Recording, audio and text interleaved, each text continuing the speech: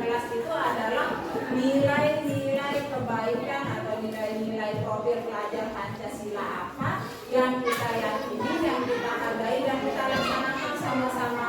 Lalu kemarin kan sudah buat peraturan kelas, kesepakatan kelas yang isinya peraturan kelas. Kemarin peraturan kelasnya itu apa saja, masih ingat?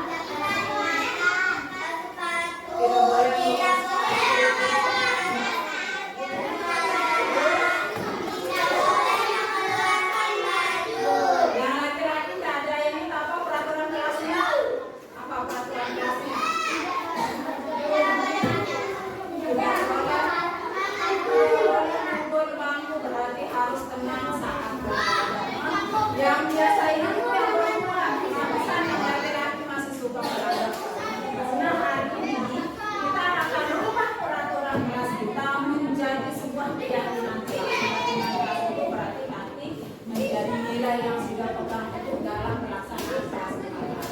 Jadi yang pertama akan dilakukan adalah seperti yang kemarin Ibu Guru akan bagikan sebuah stiker masing-masing orang. Silakan peraturan apa yang sudah mau tambahkan. Boleh peraturan yang kemarin. Misalnya salam bertemu Bapak Ibu, terus berkata sopan, menghargai teman, tidak boleh ini dirusak. Silakan satu orang tuliskan Ibu Guru masing-masing satu peraturan kelas. Setelah selesai langsung tempelkan di kertas manila yang pernah Ibu Guru siapkan di depannya.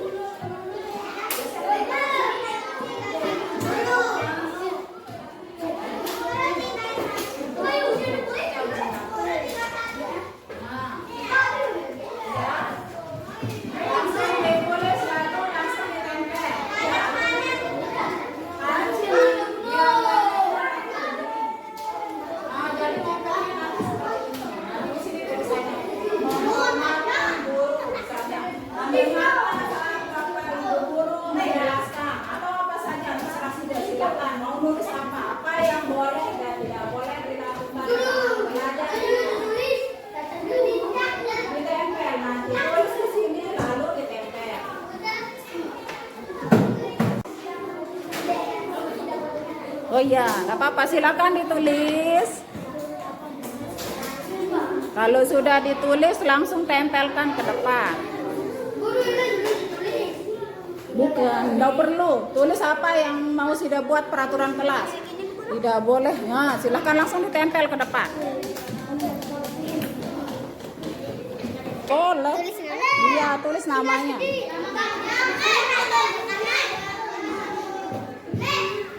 Oke, langsung. Kertas manila yang sudah Ibu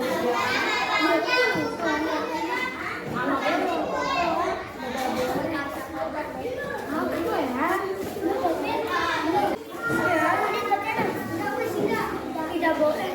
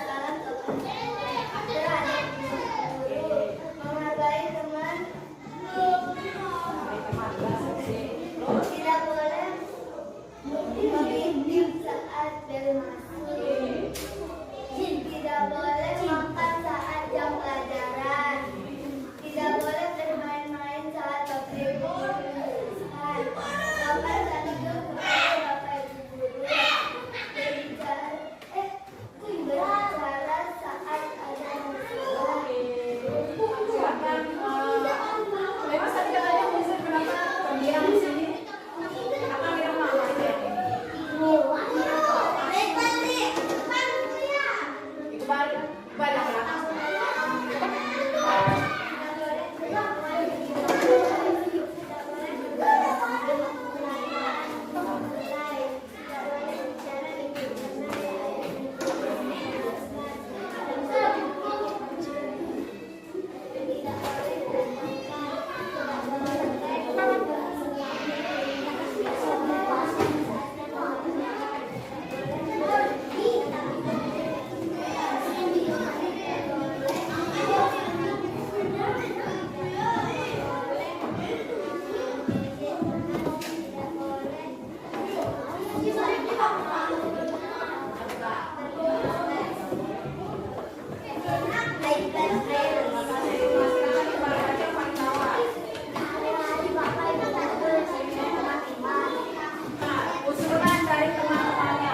Tidak boleh membuang sampah sembarangan.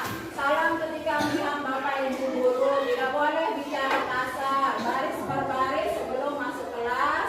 Salam, sapa, sopan santun terhadap ibu bapak guru. Menghargai teman. Tidak boleh mengintip saat bel masuk, berarti di dalam saja. Lalu tidak boleh makan saat jam pelajaran. Tidak boleh bermain-main saat bapak guru menjelaskan. Sopan santun kepada bapak ibu guru. Berbicaralah saat ada masalah. Terus tidak boleh membantah atau melawan kata guru. Tidak boleh melawan ketua kelas. Tidak boleh bermain saat pelajaran dimulai. Tidak bicara di kelas saat guru menjelaskan. Tidak boleh mengejek teman. Tidak boleh bertengkar. Tidak boleh buka sepatu. Oke, tidak boleh makan saat jam pelajaran. Tidak boleh minum makan di dalam kelas. Tidak boleh buka sepatu. Tidak boleh mengejek teman. Tidak boleh bertengkar. Tidak boleh tidur di kelas. Menghargai bapak ibu guru dan teman-teman. Tidak boleh buka sepatu. Tidak boleh menahan otot. Harus baris. Baris. Tidak boleh tidur di kelas. Sembarangan.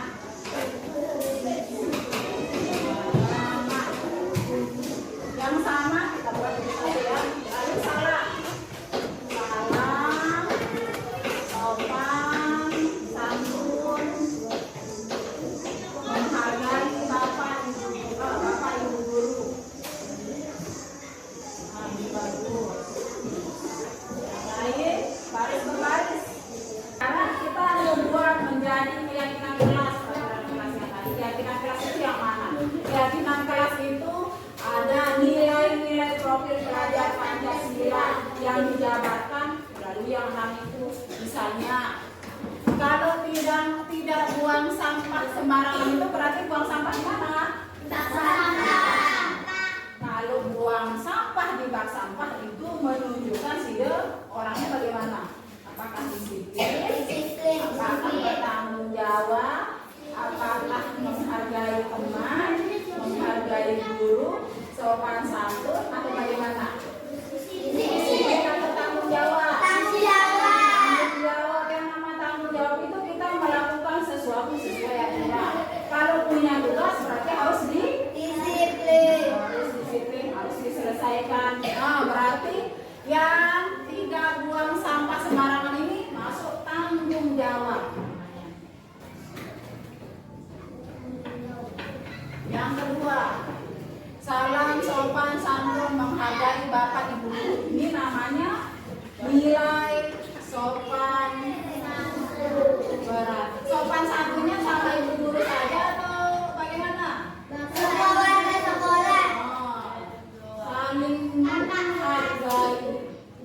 Saling menghargai. Sopan santun atau saling menghargai. Jadi kalimatnya positif, tidak ada kata tidak. Itu maksudnya.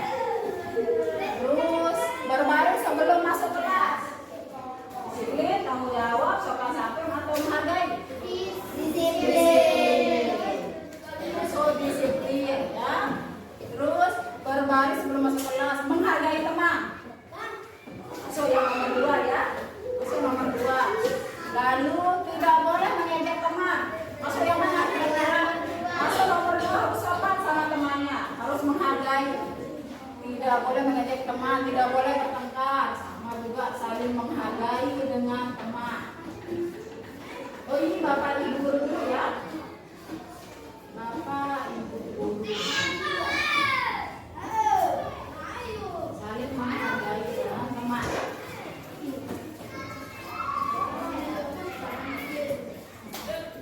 Saling menghargai itu masuk tidak boleh bertengkar, tidak boleh mengejek, tidak boleh berkata kasar.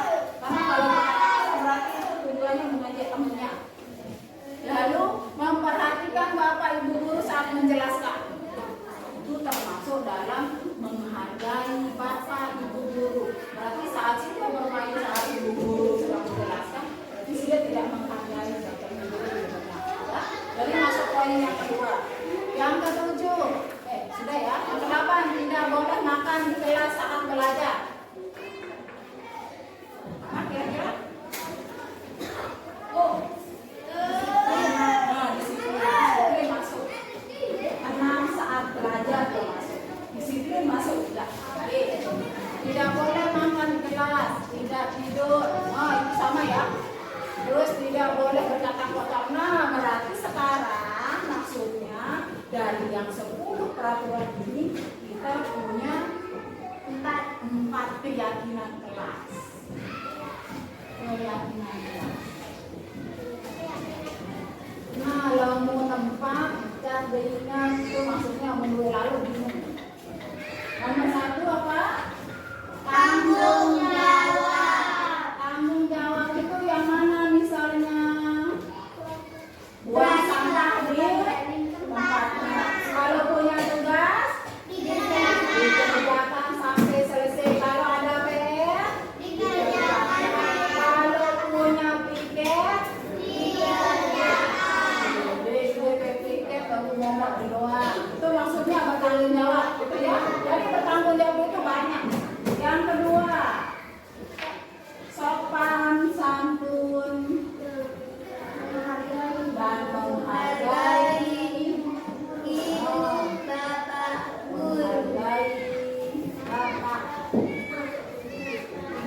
guru. Yang ketiga, kalau ini sudah tahu ya. Kalau sopan santun, Assalamualaikum guru. Ini guru di bawah juga belengkak. Oh, itu nggak sopan namanya. Yang ketiga, disiplin itu yang mana? Disiplin itu sebelum masuk di dalam kelas pakai sepatu, pakai baju yang rapi sesuai seragamnya. Itu maksudnya. Dan yang lain-lain banyak. Tidak melanggar peraturan sekolah itu juga disiplin. Nomor 4 yang terakhir apa? Menghargai. Berarti kita dapat berapa keyakinan kelasnya? 4. Sekarang kita nyanyikan profil pelajar Pancasila dulu. 1, 2, 3.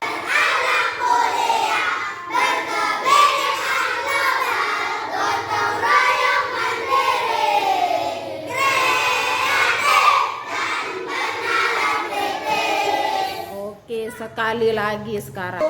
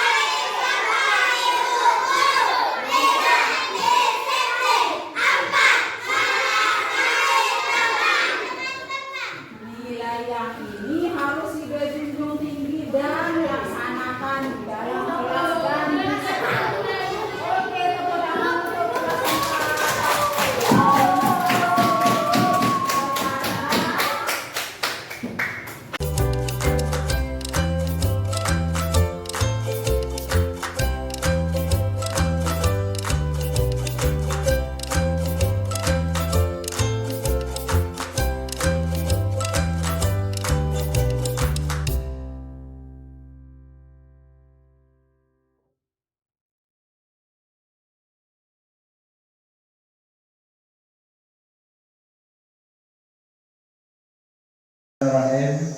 Assalamualaikum warahmatullahi wabarakatuh. Dalam rangka persiapan diseminasi materi modul 1.4 yakni budaya positif. Ini adalah kita dalam rangka persiapan DGP ya. DGP dari salah seorang rekan guru kita yaitu Ibu Erni Kusumawati SPD. Tapi sebelumnya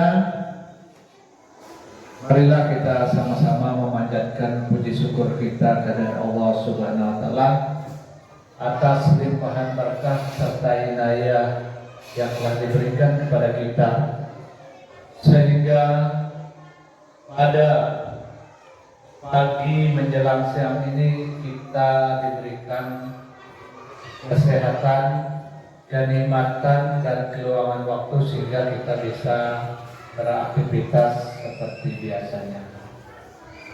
Salawat dan salam kepada junjungan kita Nabi besar Muhammad Sallallahu Alaihi Wasallam, di mana atas beliaulah sehingga kita mampu membedakan antara yang hak dengan yang batil. Bapak guru hebat yang saya banggakan, sekali lagi saya ucapkan banyak-banyak terima kasih. Pada pagi hari ini mengucapkan terima kasih kembali atas kesempatan yang telah dituangkan kepada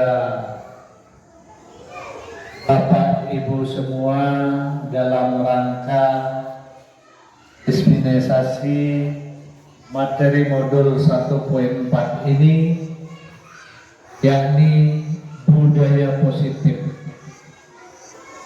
Apa itu budaya positif? Nanti banyak penjabarannya yang akan dijabarkan langsung oleh Ibu Guru Erni Kusumawati. Untuk itu saya harapkan bagi rekan-rekan guru hebat SDN 2 Kumbang ini mengikuti acara ini mulai dari awal sampai pada akhir kegiatannya nanti. Untuk itu, supaya lebih barokahnya acara ini, mari kita sama-sama buka dengan melafalkan Al-Basmalah. Bismillahirrahmanirrahim.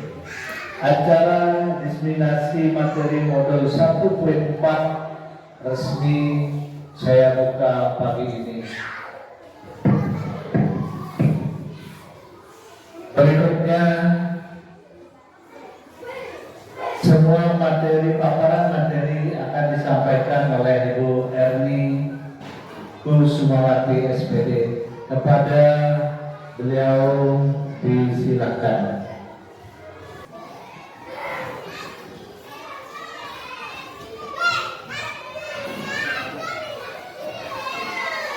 Bismillahirrahmanirrahim. Assalamualaikum warahmatullahi wabarakatuh.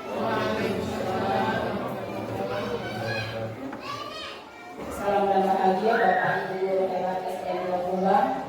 Yang pertama yang kita ucapkan adalah terima kasih yang sebesar-besarnya dan apresiasi yang setinggi-tingginya atas keluangan waktu dari Bapak Kepala Sekolah dan Bapak Ibu Guru SDN 2 Kumbang untuk menghadiri kegiatan hari ini, yakni diseminasi materi modul 1.4 budaya positif. Jadi diseminasi ini adalah penyimbasan atau istilah lain dari menyebarkan ide atau gagasan baru.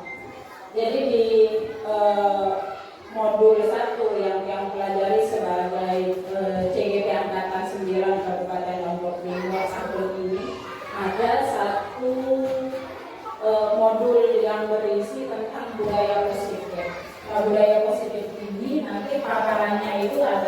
tentang bagaimana kita menciptakan dan mewujudkan lingkungan positif di lingkungan sekolah. Agar dari lingkungan positif itu akan muncul budaya positif, baik itu budaya positif meliputi semua warga sekolah atau sekolah lainnya, dengan harapan mewujudkan pembelajaran yang berpihak pada murid. Yang saya hormati Bapak Ibu Guru dan Bapak Kepala Sekolah dan Bapak Ibu Guru SD 24. Jadi agenda diskusi hari ini adalah yang pertama pembukaan tadi telah dibuka oleh Bapak Kepala Sekolah yang kita hormati sama-sama. Yang kedua tujuan diseminasi, yang ketiga pemahaman inti, dan yang terakhir adalah refleksi. Sebelum kita memulai diskusi ini, ada satu hal yang ingin Tiang sampaikan kepada Bapak Ibu Guru, bahwa Tiang yang berada di depan ini bukanlah posisinya sebagai seorang yang sedang mengajari, bukan seseorang yang sedang menggurui, bukan berarti Tiang lebih pintar, lebih bisa dari Bapak Ibu Guru yang ada di sini. Hanya saja, alhamdulillah, yang diberikan kesempatan untuk menimba ilmu bersama dengan rekan-rekan guru dari berbagai provinsi di dalam program PPGP Angkatan 9. Nah, di program PPGP Angkatan 9 ini ada materi-materi yang harus kami imbaskan kepada Bapak Ibu Guru, dan tentunya kami terapkan di sekolah. Nah, ini adalah salah satu dari kegiatan tersebut. Jadi Tiang hari ini di sini adalah tujuannya untuk mengajak Bapak Ibu Guru berdiskusi tentang apa yang akan dan perlu kita lakukan untuk menciptakan sebuah lingkungan positif dan budaya positif di sekolah. Adapun tujuan dari kegiatan diseminasi ini adalah yang pertama, guru bisa memahami pentingnya mengetahui kebutuhan belajar dan lingkungan yang memfasilitasi seluruh individu di sekolah agar dapat meningkatkan kompetensinya secara aman dan nyaman.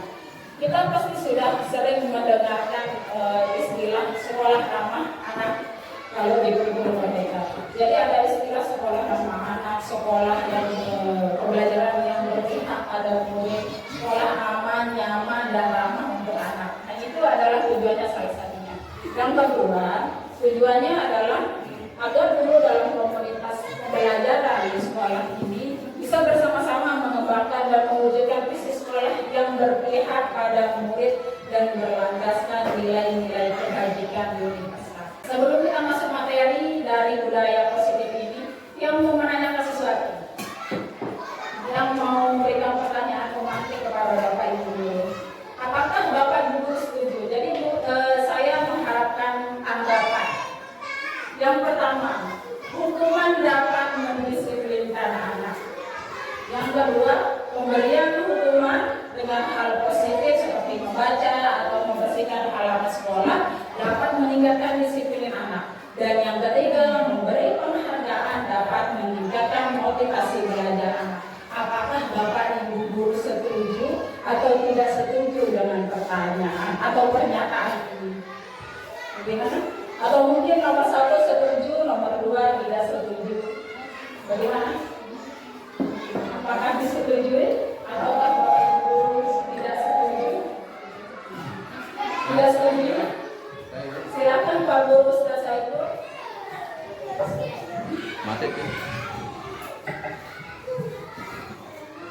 Bismillahirrahmanirrahim.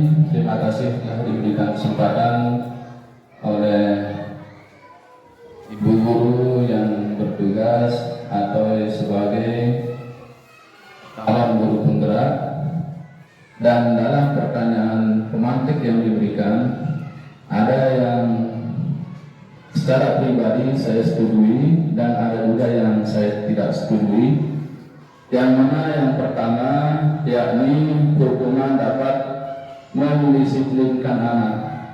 Nah, itu pertanyaan yang saya setujui, karena tanpa hukuman anak-anak tidak akan bisa untuk lebih disiplin. Bukan saja anak-anak ya, siapapun tanpa hukuman akan tidak mengindahkan tata tertib. Kemudian yang kedua, memberikan hukuman dengan hal positif seperti membaca atau membersihkan halaman sekolah dapat meningkatkan disiplin anak. Nah, di sana ada satu yang saya setujui, yakni memberi hukuman positif dengan cara membaca saja. Karena ada literatur yang pernah saya baca agar diusahakan oleh para guru tidak menghukum anak dengan dalam bentuk fisik. Nah, sementara membersihkan halaman sekolah ini merupakan bentuk fisik. Nah, yang mana saya lupa di mana saya baca, yang tapi apakah saya dengar di Google atau di mana itu yang menyatakan kalau bentuk-bentuk hukuman yang berbentuk fisik itu dihindari. Kemudian yang ketiga, memberi penghargaan terhadap dapat meningkatkan kualifikasi belajar anak. Nah, ini memberikan penghargaan ini sangat saya setujui, karena dengan memberikan penghargaan itu akan sangat dapat memberikan atau meningkatkan motivasi bagi belajar anak, karena mereka akan berlomba-lomba untuk mendapatkan penghargaan tersebut. Nah, mungkin hanya ini yang saya bisa tanggapi. Demikian.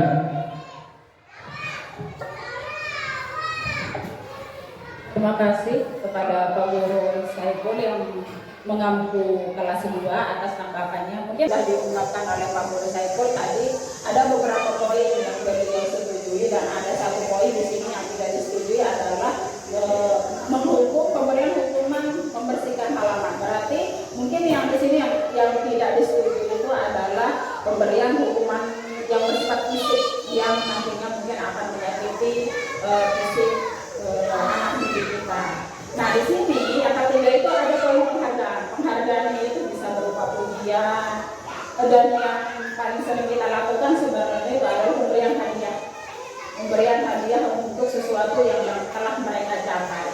Nah, di sini tujuan kita melakukan diskusi ini bukan untuk membenarkan atau menyalahkan. Artinya, apakah yang tadi setuju itu benar atau tidak benar? Apakah yang tidak setuju itu benar atau tidak benar? Bukan itu poinnya. Tapi poinnya adalah kita akan melihat apakah hukuman dan penghargaan itu memang masih layak dilakukan di kurikulum mereka ini secara khusus dan di zaman sekarang ini. Kita akan temukan jawabannya di pembahasan selanjutnya. Ya. Ada beberapa topik yang akan kita bahas dalam konsep nilai positif itu adalah pertama disiplin positif dan nilai kebajikan universal, yang kedua teori motivasi, hukuman dan penghargaan dan restitusi, yang ketiga keyakinan kelas, empat kebutuhan dasar manusia dan dunia berkualitas, yang kelima restitusi, 5 posisi kontrol, dan 6 restitusi yakni segitiga restitusi. Kita mulai dari topik yang pertama Bapak Ibu Guru tentang disiplin positif dan nilai-nilai kebajikan universal. Di sini ada teori yang diungkapkan oleh seorang psikolog, yaitu Dr. William Glasser, bahwa ada beberapa poin penting di dalam menerapkan disiplin positif. Yang pertama, kita tidak bisa mengontrol orang lain. Anda hanya bisa mengontrol diri Anda. Maksudnya begini. Artinya, ketika kita mau anak-anak itu mengerjakan PR misalnya, sebenarnya kita tidak bisa mengontrol mereka, tidak bisa mengerjakan PR. Yang bisa mengontrol diri kita sendiri itu hanya diri kita sendiri. Kita tidak bisa mengontrol perilaku orang lain. Itu teori yang pertama. Misalnya ketika saya ingin melakukan ini, saya bisa memilih apakah mau melakukan diseminasi atau tidak. Saya tidak bisa dipaksa, tapi ada nanti hal-hal lain yang mempengaruhi itu. Yang kedua, ada teori, di dalam teori ini menyatakan bahwa semua perilaku memiliki tujuan. Jadi sebenarnya setiap tindakan kita atau tindakan murid itu ada tujuannya masing-masing. Hanya saja yang menjadi PR kita sekarang mengetahui tujuannya. Kalau sudah tahu tujuannya, tentunya kita akan bisa memberikan tindak lanjut apa yang harus dilakukan. Yang ketiga, ada model berpikir menang-menang dan kolaborasi dan konsensus menciptakan pilihan-pilihan baru. Kalau dari hukuman dan penghargaan tentang teori kontrol tadi, itu tuh ada sejenis konsep yang mengatakan, misalnya ketika kita mengatakan kamu harus memakai sepatu hitam hari Senin, berarti kita seolah-olah bisa mengendalikan orang lain atau siswa kita di sini. Tapi sebenarnya kita tidak bisa mengendalikan itu. Yang di sini yang diharapkan dari disiplin positif ini adalah model berpikir menang-menang. Artinya ada kesepakatan antara guru dengan murid supaya murid tidak merasa dibebani, murid tidak merasa dipaksa, dan kita juga tidak memaksa. Jadi sama-sama menang, tidak ada pihak yang kalah. Dan yang terakhir itu ada realitas atau kebutuhan kita berbeda. Artinya di sini kebutuhan manusia itu beda-beda. Ada 5 jenis kebutuhan dasar yang akan kita bahas di pembahasan berikutnya. Nah, di sini ada makna disiplin dulu. Jadi disiplin itu berasal dari kata disiplina yang artinya belajar. Itu berasal sebenarnya dari konotasi dengan disiplin diri dari murid-murid Sokrates dan Plato. Sokrates dan Plato itu kan filsuf pendidikan. Di buku-buku pendidikan sering sekali kita dengar berbagai. Di sini disiplin diri membuat orang menggali potensinya menuju sebuah tujuan apa yang dia hadapi. Artinya ketika seseorang sudah memiliki disiplin dari dalam dirinya, maka dia akan menggali potensi dan dia akan memiliki tujuan, dan tujuannya itu sesuai dengan nilai yang dia hargai atau yakini. Nilai yang dimaksud di sini adalah nilai kebaikan. Namun di dalam budaya kita biasanya disiplin itu konsepnya kayak berubah. Artinya sesuatu yang dilakukan seseorang pada orang lain untuk mendapatkan kepatuhan. Berarti ketika seseorang atau murid kita tidak patuh, kita mengatakan dia tidak disiplin. Betul seperti itu Bapak Ibu. Kamu ini tidak disiplin. Sudah ibu guru katakan harus seperti ini. Dari sana sebenarnya yang dimaksud dengan disiplin itu adalah kesadaran dari dalam dirinya, disiplin dari dalam dirinya, bukan karena dipaksa atau diberikan atau diiming-imingi hadiah dari gurunya kalau untuk konteks sekolah. Selanjutnya Bapak Ibu guru, di sini disiplin ini terkait dengan nilai kebajikan universal.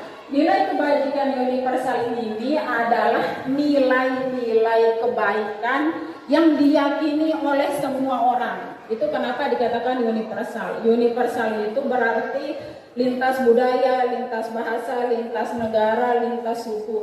Tidak peduli suku manapun, tidak peduli agama manapun, tidak peduli negara manapun, kita pasti sama-sama meyakini nilai-nilai kebaikan. Misalnya nilai kejujuran, nilai tanggung jawab, dimanapun pasti itu diyakini dan dihargai. Nah, di dalam konteks pembelajaran untuk murid di guru-guru merdeka, kita mengenai nilai-nilai kebajikan yang ingin dicapai di sekolah itu dengan profil pelajar Pancasila. Jadi profil pelajar Pancasila itu sebenarnya adalah nilai kebajikan yang ingin kita capai dan kita harapkan tercapai di dalam diri peserta didik, yaitu nilai beriman dan bertakwa pada Tuhan Yang Maha Esa, mandiri, bernalar kritis, berkebinekaan global, bergotong royong, dan kreatif. 6 nilai profil pelajar Pancasila ini ada dimensi-dimensinya. Yang selanjutnya tentang teori motivasi, hukuman, dan penghargaan. Yang tadi pembahasan kita tentang hukuman dan penghargaan. Di sini ada teori motivasi tentang perilaku manusia. Seperti yang sudah dikatakan. Ketika kita berperilaku sesuatu, berarti ada motivasi yang menyebabkan kita melakukan itu. Motivasi itu sebuah dorongan yang membuat kita melakukan sesuatu. Ada 2 motivasi di sini. Yang pertama motivasi eksternal dan yang kedua internal.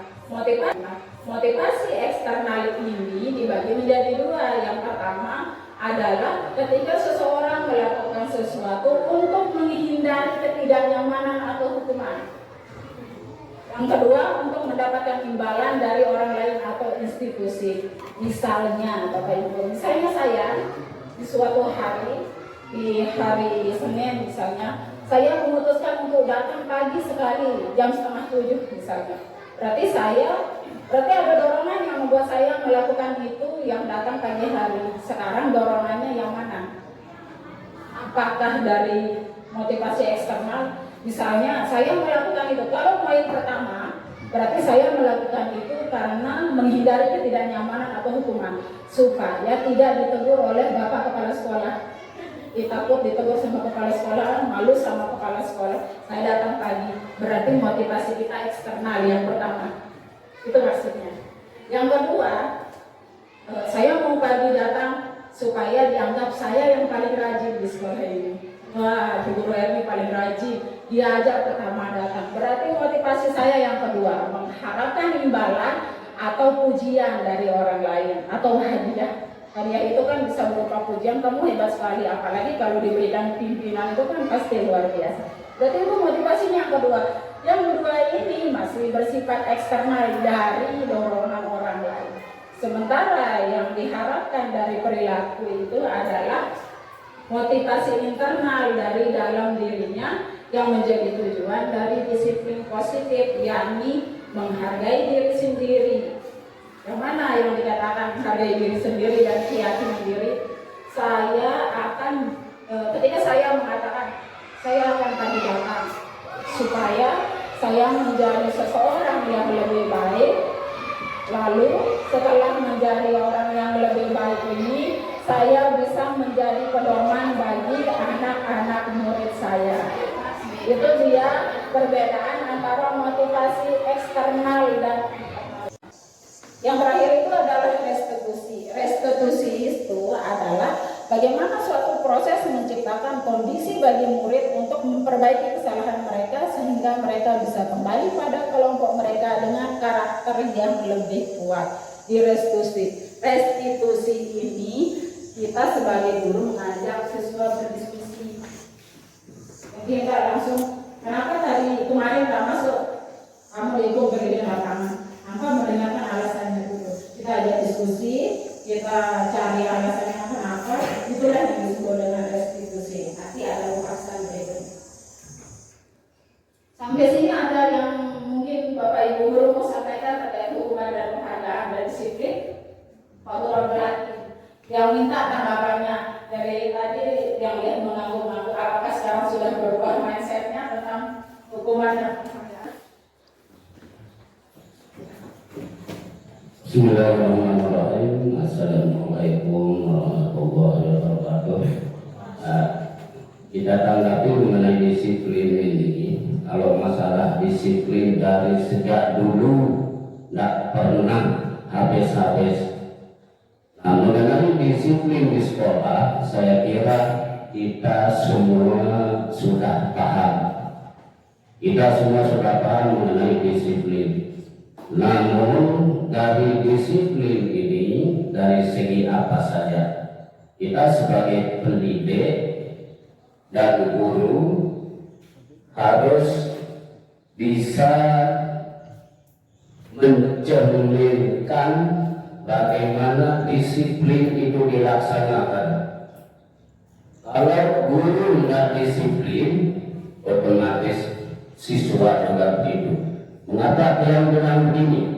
Contohnya setiap hari di sekolah kita, kalau memang guru itu tepat waktu untuk masuk ke kelas, insya Allah tidak akan terjadi hal-hal yang tidak diinginkan. Tetapi ini adalah kesadaran kita masing-masing guru. Karena di sekolah kita hanya tidak sebagai guru, tapi yang penting adalah pendidik.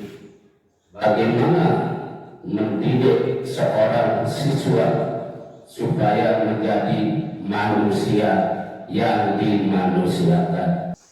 Nah, hanya ini yang bisa sampaikan. Lebih kurangnya mohon maaf. Wassalamualaikum warahmatullahi wabarakatuh. Terima kasih kepada Bapak Guru yang telah memberikan tanggapan.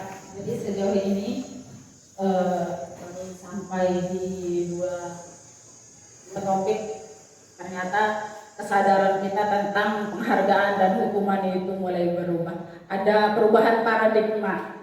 Harapannya adalah nanti dari perubahan paradigma ini kita bisa membuat suatu perubahan yang positif tentunya di sekolah. Selanjutnya Bapak Ibu guru yang mohon izin untuk melanjutkan. Di sini ada beberapa ciri restitusi. Yang pertama poinnya, restitusi itu bukan untuk merebuskan kesalahan. Yang kedua, memperbaiki hubungan. Yang ketiga, tawaran bukan paksaan, menuntut melihat ke dalam diri, mencari kebutuhan dasar yang mendasari tindakan. Terus di sini ada fokus pada karakter bukan pada tindakan. Restitusi fokus pada solusi.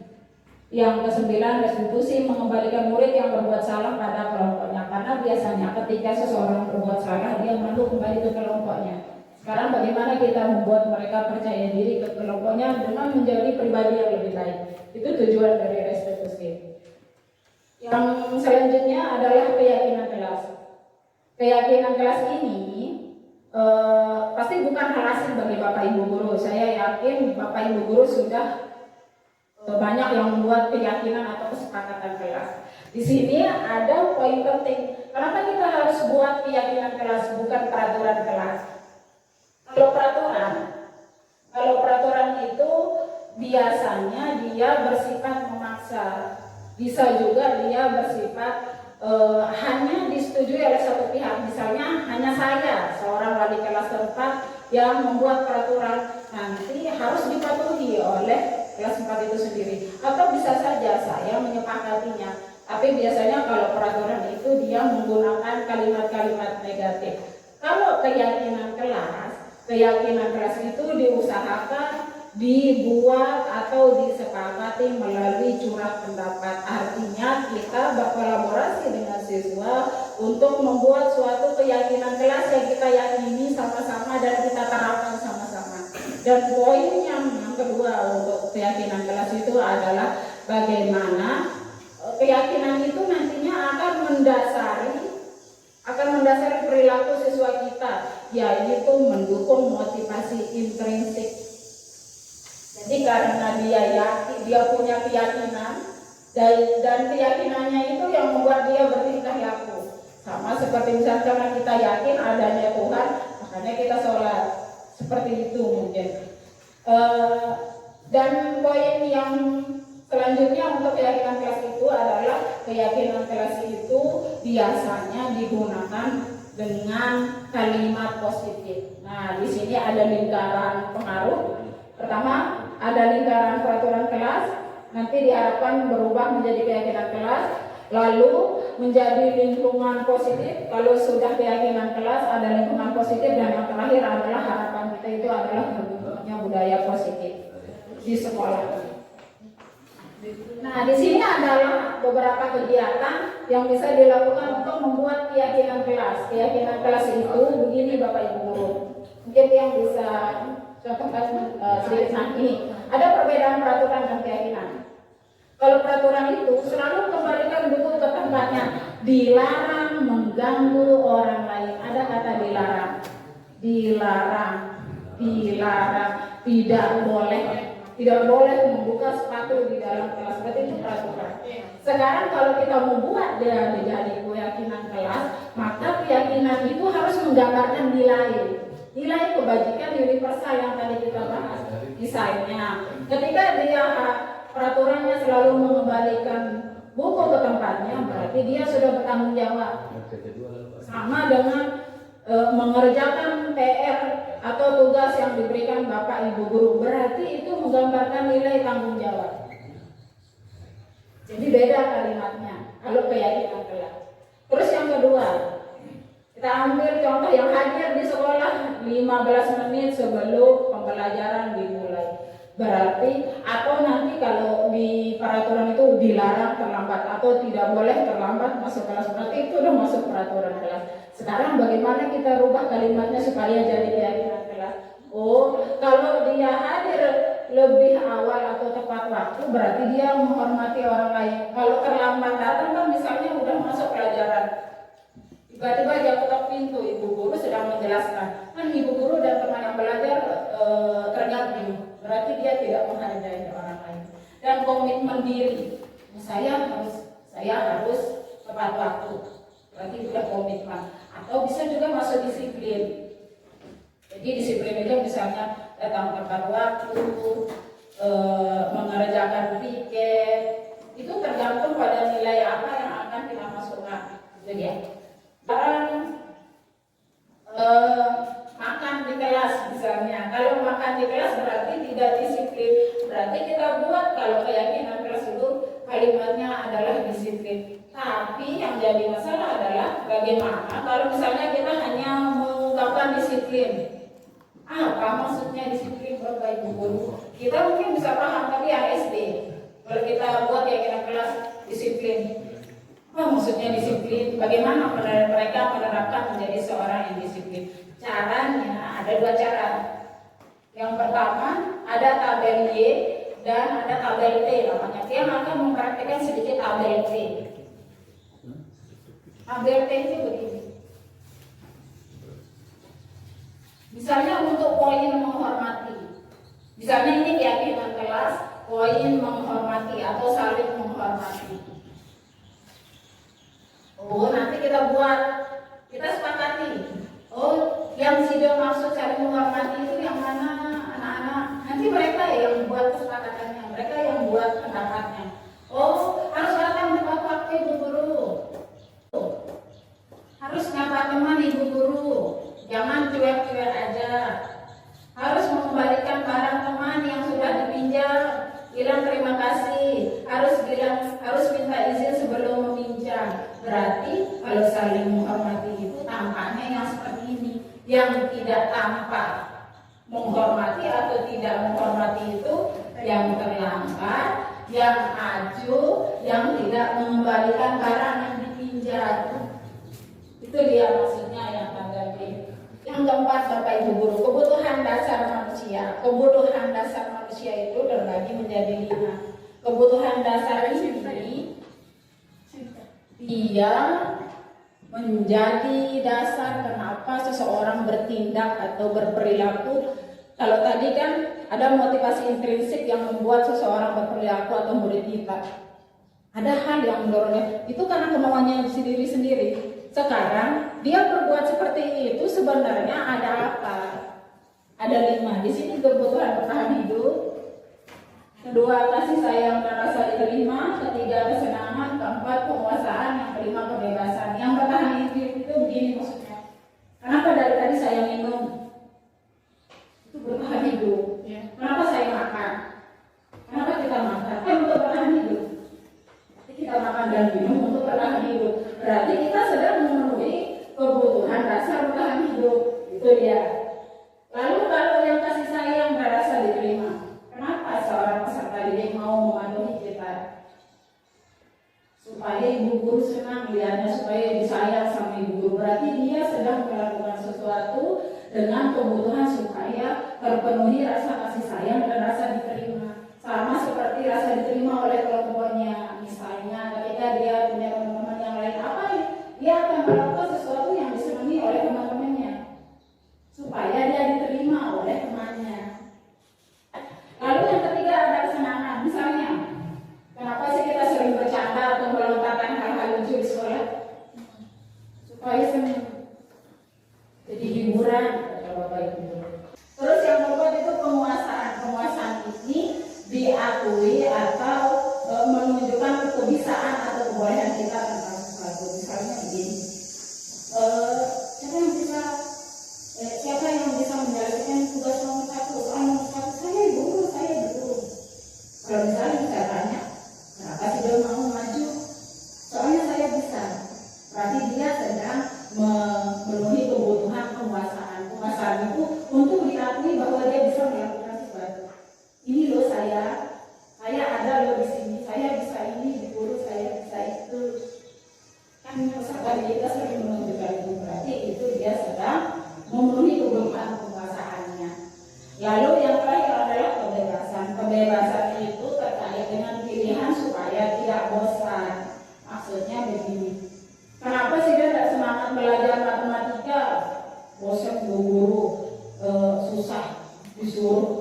dibuatin soal aja lalu dijelasin, terus dia soalnya sulit-sulit, menjadinya. Berarti mereka ketika saat itu mengatakan itu harus dipenuhi kebebasannya. Kebebasannya dalam apa?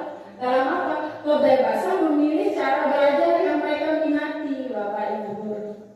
Oh, mereka nggak minat kalau cuma dibuatin soal, lalu suruh latihan soal. Mungkin maunya diajak main-main, sambil main dengkleng, sambil hitung batu, sambil praktik apa di sana lah dia. Oh, berarti matematika itu bukan cuma kita di dalam kelas bikin soal, tapi kita bisa main di luar juga. Ada pilihannya.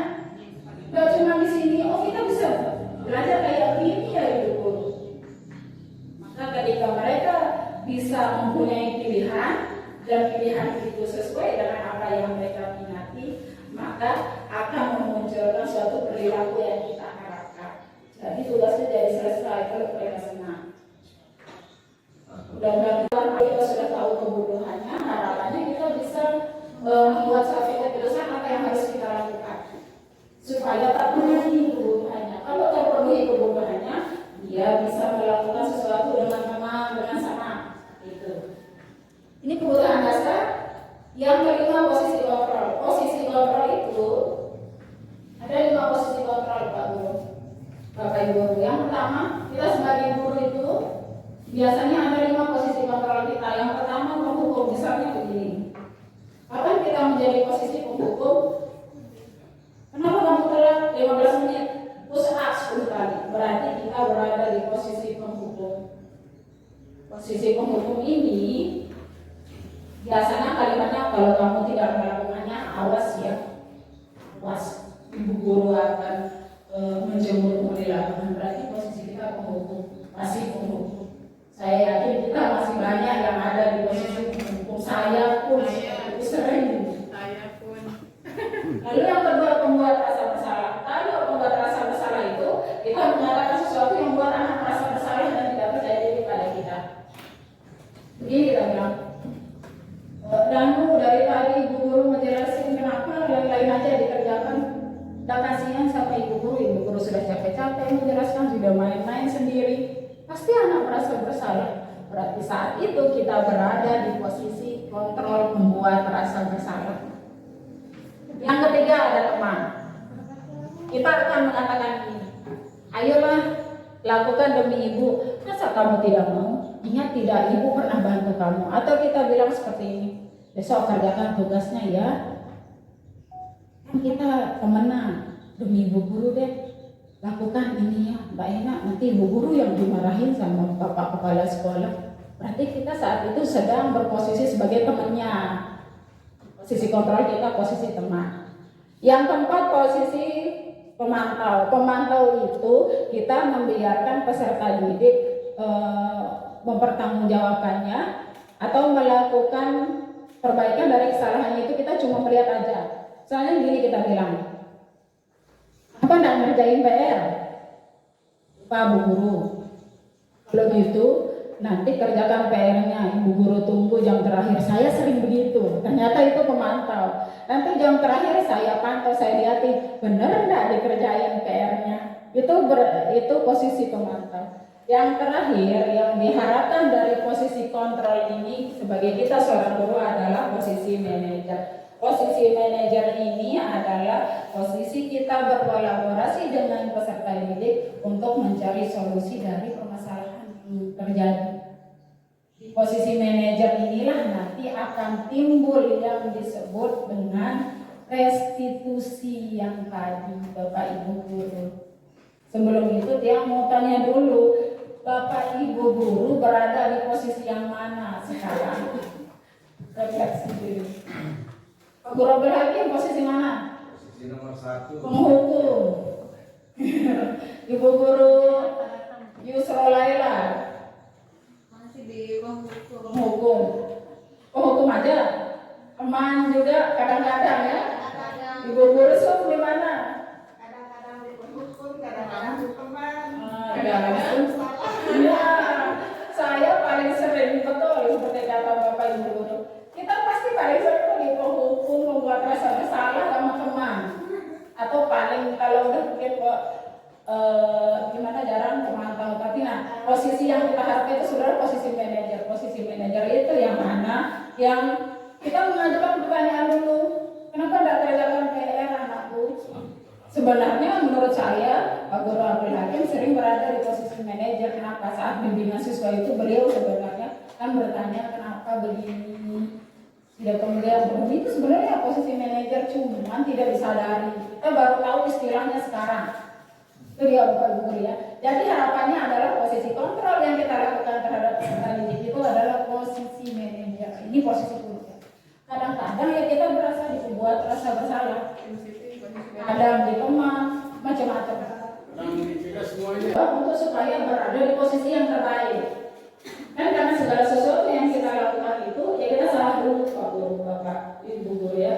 Nanti di kemudian hari ketika mungkin dengan dihukum dulu, kalau dibuat rasa bersalah, dihukum dengan cara yang mungkin tidak menyakiti fisik mungkin ya, atau mungkin tidak menyakiti perasaannya.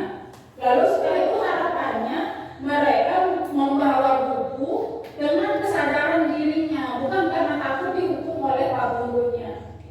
Jadi tujuan dari posisi manajer ini adalah bagaimana kita mengajak siswa berdiskusi supaya dari sana siswa melakukan sesuatu berdasarkan motivasi intrinsiknya. Oh saya kan hari ini kan pelajaran ini berarti harus bawa ini, bukan karena hari ini pelajaran ini kalau nggak bawa ini disuruh lari sama Pak Guru di lapangan. Itu kan berat motivasinya beda lagi eksternal. Nah itulah nanti yang dilakukan dari manajer. Posisi manajer ini akan terlihat jelas di segitiga restitusi Pak Guru. Kita masuk ke segitiga restitusi yang terakhir. Segitiga restitusi itu adalah, tadi kan restitusi itu adalah proses dialog atau diskusi yang diciptakan oleh guru dengan siswa dengan tujuan agar supaya siswa bisa mencari solusi sendiri. Jadi kita bimbing untuk mencari solusi sendiri dari permasalahannya, bersedia mempertanggungjawabkan permasalahan yang dilakukan, dan dia bisa menjadi seseorang yang lebih baik ke depannya dengan kesadaran dirinya. Itu terkait dengan motivasi, terkait dengan teori kontrol yang tadi, terkait dengan disiplin. Nah, di dalam segitiga restitusi ini sebagai posisi manajer Bapak Guru dan restitusi yang kita lakukan, kita bisa melakukan 3 tahapan. 3 tahapan itu yang pertama menstabilkan identitas, yang kedua validasi kebutuhan, yang ketiga menanyakan keyakinan. Menstabilkan identitas itu begini. Ketika seseorang berbuat salah,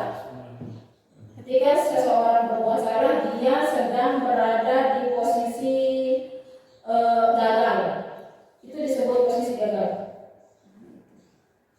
Di posisi gagal dia, artinya misalnya saya tidak mengerjakan tugas saya, berarti dia dalam identitas gagal. Identitas gagal itu saya gagal bertanggung jawab, saya gagal membuat ibu guru merasa senang dengan saya membuat orang lain kecewa, atau saya melanggar sesuatu. Berarti dia sedang berada di posisi gagal. Sekarang bagaimana kita ubah identitas gagal itu menjadi identitas berhasil? Identitas berhasil itu yang mana? Kalau gagal itu kan kita nggak percaya diri ya, Bapak Ibu Guru misalnya. Kita tahu bahwa WTR itu udah down duluan. Ketika dia down, ketika dia merasa dirinya gagal, udah nggak mau berusaha. Sekarang kita buat mereka percaya dirinya supaya mereka mau melakukan yang terbaik, mau memperbaiki dirinya. Caranya bagaimana? Ajukan pertanyaan begini. Misalnya begini.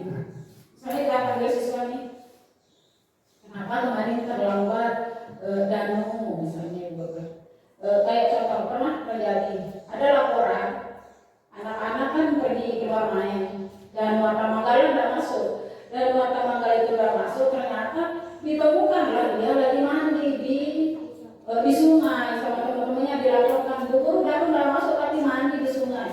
Besoknya saya tanya, saya coba restitusi ini karena kebetulan sudah dipelajari. Dan biasanya kenapa nggak masuk kemarin? Kerjakan tugasnya yang itu, berarti udah hukum gitu. Dia nggak nanya cobalah restitusi ini, yang panggil Danu kemarin teman-temannya sudah mandi di sungai padahal nggak masuk. Tenangkan dulu, buat dia jangan takut atau buat dia menjadi seseorang yang dia melakukan kesalahan, wah pasti dihukumi. Buat mindsetnya itu beda. Buat dia nyaman dulu, itu yang kita harapkan dari menstabilkan identitas gagal ke identitas berhasil. Artinya begini, kita bilang gini, kemarin nggak sekolah, kata temennya tidak main di sungai, nggak ngerjain PR pula, menurut saya itu salah. Salah dulu. Kita bilang nih supaya dia tidak takut dulu. Semua orang pasti pernah salah, semua orang pasti pernah terlambat. Sudah bukan satu-satunya pernah terlambat, sudah bukan satu-satunya buat kesalahan. Ibu guru juga pernah buat salah. Dari sana saya yakin dia tenang dulu. Pokoknya bikin tenang dulu. Jangan buat dia merasa jadi orang yang saya ini seseorang yang bersalah. Saya tidak bisa melakukan ini, saya tidak bisa melakukan itu. Itu yang kita ubah di menstabilkan identitas. Yang kedua, validasi kebutuhan. Validasi kebutuhan itu tanya kenapa dia begitu. Ini terkait dengan 5 kebutuhan dasar yang tadi, Bapak Ibu Guru. Ini 5 kebutuhan dasar yang tadi. Oh, kenapa? Kemarin Sida tidak kerjakan PR-nya. Lupa. Oh, dia sudah punya alasan. Oh, saya lupa Ibu Guru. Tanyakan, kamu tentu punya alasan kenapa melakukan ini. Kenapa mukul temannya? Oh, dia olok-olok alasannya Ibu Guru. Ketika dia diolok-olok, lalu memukul kembali temannya, kebutuhan apa yang sedang dia penuhi? Kenapa sih dia kayak gitu? Nasinya kalau begini dia kebaturan gitu. Oh, berarti dia sedang berusaha untuk memenuhi kebutuhan rasa diterima dan rasa kasih sayang. Dengan bisa tahu itu akan dibuat Ibu Guru nanti penguasaan. Itu yang kita cari dari validasi kebutuhan. Kalau sudah tahu alasannya kenapa, barulah kita ke poin yang terakhir, langkah terakhir, yakni menanyakan keyakinan. Apa keyakinan kelas yang kita yakini? Kalau menurut Sida, kalau tidak masuk dan tidak kerjakan PR itu baik atau tidak baik Bu Guru. Berarti kita menurut Sida melanggar keyakinan kelas enggak? Keyakinan kelas kita apa? Anakku, oh keyakinan kelas kita harus bertanggung jawab Bu Guru. Misalnya ada yang bilang, berarti hari ini Sida enggak bertanggung jawab karena tidak kerjakan PR. Sekarang mau jadi orang bertanggung jawab atau tidak? Mau Ibu Guru. Bagaimana caranya? Oh, besok saya akan kerjakan PR. Saya akan kerjakan tugas. Kalau lupa bagaimana? Saya tanya teman-teman kita. Biarkan mereka mencari solusinya sendiri. Jangan kita bilang Sida harus begini, Sida harus begini. Biarkan kita yang mengarahkan mereka mendapatkan solusinya, solusi yang bisa dia lakukan. Setelah itu, harapan dari segitiga restitusi ini adalah setelah kita melaksanakan 3 langkah ini, harapannya setelah ini di kemudian hari tanya dia kapan Sida mau mulai berubah supaya supaya menjadi orang yang bertanggung jawab seperti yang Sida bilang. Lalu dia bilang mulai besok pagi. Harapannya dari pernyataannya itu tumbuhlah kesadaran motivasi intrinsik dari dalam dirinya. Dia akan menjadi seseorang yang bertanggung jawab berdasarkan kesadarannya sendiri akan kedisiplinan atau rasa tanggung jawabnya. Jadi bukan karena kita paksa mundi begawe PR lema, tak suruh Sida play 10 kali, takut duluan. Yang terjadi apa? Di sekolah. Takutnya begitu. Jadi ini dia, posisi manajer itu tergambar di sini, Pak Guru kelas 2. Jadi saat kita berada di posisi manajer ini, kita melakukan restitusi. Langkah restitusinya ini yang tidak itu. Yang tadi seperti yang gambarkan. Oleh terakhir Bapak Ibu Guru, refleksi. Sekarang kita refleksi dari sekian materi yang panjang dan menurut saya luar biasa ini. Apa yang bisa kita petik? Nomor 1, hal baru apa yang mengubah paradigma saya yang saya dapatkan? Apakah setelah hari ini ada pandangan Bapak Ibu Guru yang berubah? Saya mohon tanggap. Perubahan apa? Kayak bisa ada nih. Tapi saya nggak lihat itu soalnya. Perubahan Soalnya perubahan tentang hukuman. Oke, bismillahirrahmanirrahim. Assalamualaikum warahmatullahi wabarakatuh.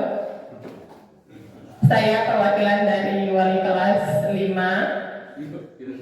Insya Allah setelah kita belajar bersama ini, semoga saya terutama bisa mengubah diri. Saya adalah seorang guru yang kadang bisa menghukum, kadang bisa jadi sahabat, jadi teman.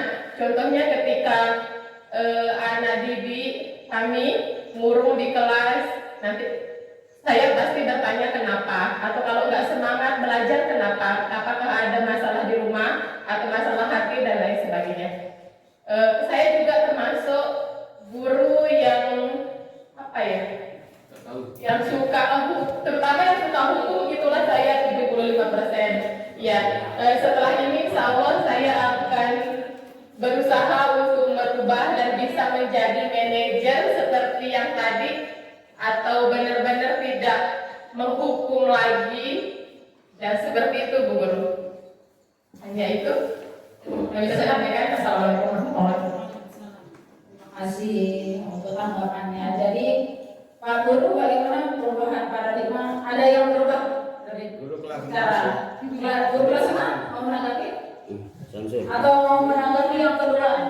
Perasaan apa yang muncul selama mengikuti sesi ini, khususnya mengenai anak disiplin dan motivasi?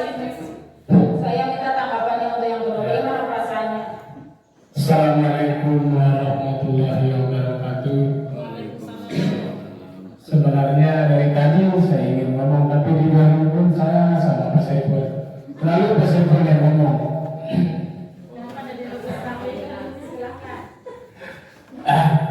Jadi apa yang Ibu Guru sampaikan dari awal sampai akhir itu di dalam hati saya bertanya, di posisi mana saya sebenarnya. Jadi secara pribadi apa yang Ibu Guru sampaikan tadi itu insya Allah pernah kita lakukan. Cuman secara secara belum dibutuhkan lah seperti itu kira-kira. Dan seterusnya perubahan insya Allah perubahan seterusnya termasuk dalam diri saya di posisi mana, kalau saya di posisi bawah atau di posisi insya Allah saya akan berusaha menyempurnakan saya sebagai seorang pendidik. Mungkin itu saja. Assalamualaikum warahmatullahi wabarakatuh.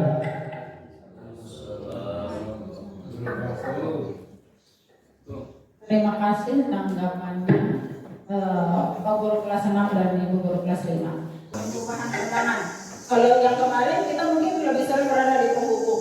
Oh, sekarang berarti penghukum itu mungkin sudah kurang relevan. Maka kita akan berubah diri kita menjadi mungkin berusaha untuk berada di posisi manajer dan menerapkan restitusi. Begitu ya. Yang kedua, bagaimana perasaan yang muncul selama mengikuti sesi ini, khususnya mengenai makna disiplin dan motivasi prinsip? Perasaannya apakah merasa tercerahkan, atau perasaannya biasa-biasa saja, atau perasaannya malah semakin bingung, atau bagaimana? Belum bingung, bukan artinya paham. Tambah wawasan. Kan 2 bulan ya kena berombok. Berarti apakah Bapak Ibu Guru merasa termotivasi untuk melaksanakan disiplin positif ini atau bagaimana? Termotivasi.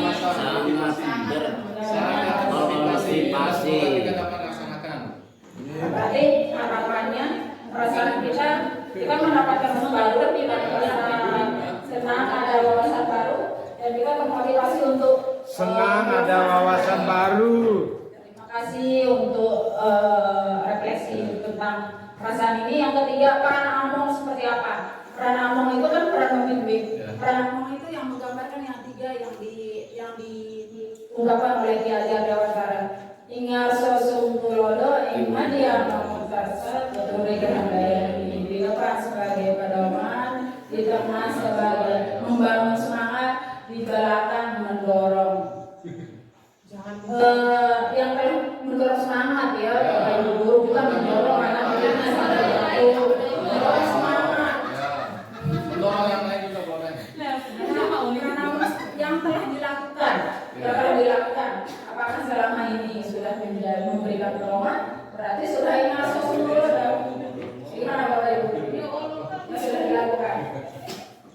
Kalau tadi dari cerita kelas 5, dia seperti membangun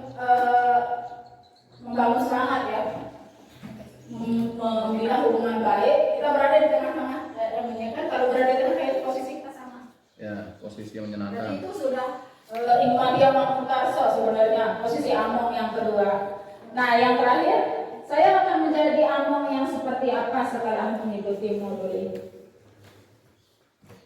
Akan menjadi seorang pembimbing yang seperti apa? Pembimbing yang lebih baik. Pembimbing yang lebih baik dalam hal Pendidik. Pembimbing mendidik. dalam hal pendidikan mendidik dengan cara Yang lebih baik, yang lebih Sesuai yang diinginkan oleh pemerintah. yang lebih berpihak pada siswa. Nah, kuncinya sebenarnya itu pembelajaran yang berpihak kepada siswa. Mungkin hanya ini yang bisa saya sampaikan kepada Bapak Ibu guru. Terima kasih saya ucapkan sekali lagi untuk kesempatan dan berwarna waktunya. Saya kembalikan kepada Bapak Kepala Sekolah yang saya hormati. Assalamualaikum warahmatullahi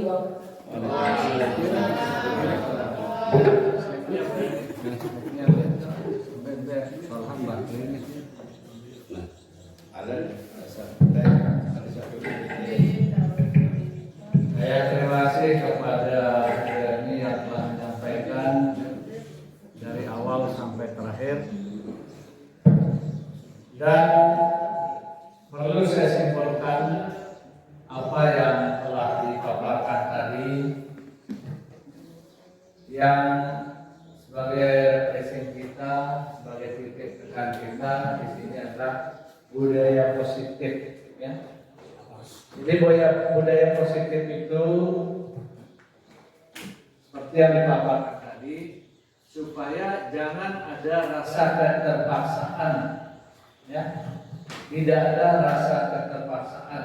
Ini terutama bagi kita sebagai pendidik, sebagai guru, tidak ada rasa keterpaksaan, baik itu datang ke sekolah, masuk ke kelas, memperhatikan kelas, ya, dan membuat sebagai paradigma baru, membuat istilahnya aturan-aturan, bukan lagi memakai aturan-aturan kelas, tetapi kelas. Ya. Nah, itu perlu kita pedomani sebagai paradigma baru dalam diri kita.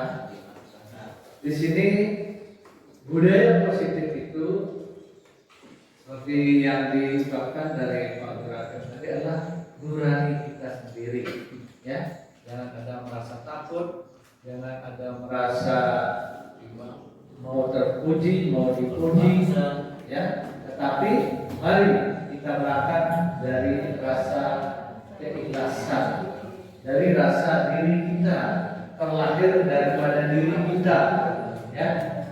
Jangan karena takut, jangan karena merasa terpaksa, itu penekanannya. Yang kedua, untuk masalah hukuman ini seperti yang ditanyakan oleh Pak Guru kelas 6 tadi, Pak Samsul, ya, Samsul Wadi. Kalau saya mengatakan demikian tetapi tidak saya lakukan, itu juga termasuk dalam hukuman, ya, karena itu ancaman. Itu sudah dari kata-kata pun itu sudah hukuman, ya. Nah, bagaimana kita tidak yang baik supaya tidak menghukum dengan perasaan yang berat, dengan hukuman yang berat. Dengan menghukum perasaan itu pun itu merupakan hukuman yang sangat berat. Jadi mematahkan semangat anak. Nah, bagaimana caranya? Dengan banyak cara, banyak prinsip-prinsip, banyak standar-standar, ya. Seperti ada tadi yang terakhir itu ada institusinya, ya, ada institusinya. Ada juga standar dari umum hukum sampai ke manajer itu ada. Itu merupakan satu standar sebagai pilutan kita. Oh, kalau saya melakukan ini, oh berarti saya berada di garis ini. Kalau saya melakukan ini, saya berada di garis ini. Nah, supaya kita tidak melakukan yang digariskan itu, supaya kita berada di level aman, ya silakan pilih sendiri. Ya. Nah, terutama bagi teman-teman guru yang sifatnya mengancam, ya, mengancam siswa dengan kata-kata, itu pun termasuk ancaman, itu termasuk hukuman yang sangat berat. Ya. Sebagai guru, sebagai pendidik, kita selayaknya berbicara halus, berbicara yang mengajak, yang sifatnya membangun, ya, itu yang harus kita lakukan. Jangan tapi mengancam. Dengan berkata pun anak akan bisa down mentalnya. Selebihnya titik tekannya adalah pendidikan ini bersumber dan kebenaran dan kelebihan itu semua mata pembelajaran ini bersumber pada peserta didik. Ya, itulah sebabnya diadakan kurikulum merdeka ini. Apakah kita sudah merdeka di dalam pembelajaran? Apakah sudah merdeka? Arti merdeka ini, tapi harus ada filternya, bukan semena-mena, bukan semomong. Meskipun merdeka, artinya sudah ada standarnya, ya. Mungkin itu sebagai kesimpulan saja. Ya, dan terima kasih sekali lagi atas pemaparannya yang sangat luar biasa. Kita kasih aplaus untuk yang telah memaparkan, dan semoga kita bisa semua memperdomaninya dan mau berubah, ya. Demikian, sekali lagi terima kasih pada Bapak dan Ibu Surewan yang telah mengikuti ini. Sekian, kurang lebihnya mari kita sama-sama tutup dengan melafalkan alhamdulillah. Sekian, wassalamualaikum warahmatullahi wabarakatuh.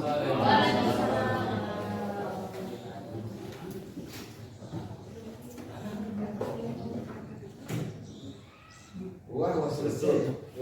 Dimatikan.